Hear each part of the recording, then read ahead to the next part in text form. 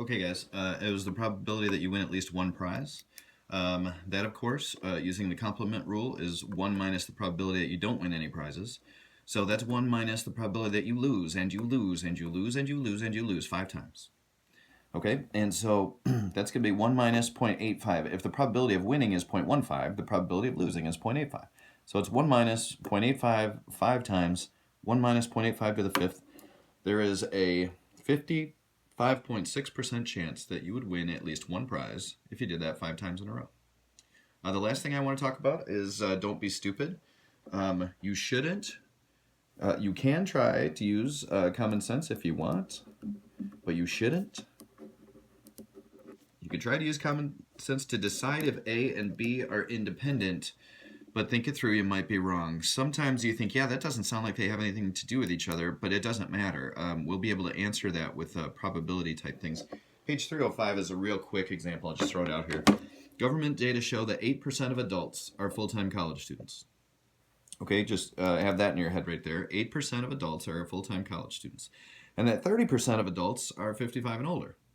If we randomly select an adult, is the probability that they're a full-time student and over 55, would that be equal to 0.08 times 0.30? And they even give me the answer, 0.024. Is the probability of being a full-time college student and also being over 55, that's an old college student, is that equal to these two times each other? Well, the answer is going to be no, because you guys know what college students look like.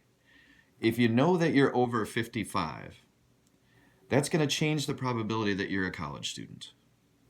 You know what I mean? Or if you know that you're a college student, that's going to change the probability that you're over 55. It's definitely not the case. Let me put it another way.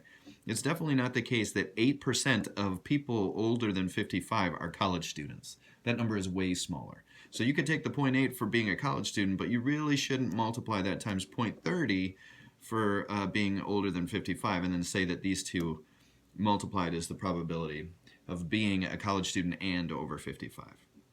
So, being a full-time college student and being 55 are not independent events. Knowing that the chosen adult is a full-time college student makes it much less likely that he or she is 55 or older. All right, there's your show for today. Your homework is on page 307. It's 1, 2, 7, 8, and 10. More fun tomorrow. Enjoy your day.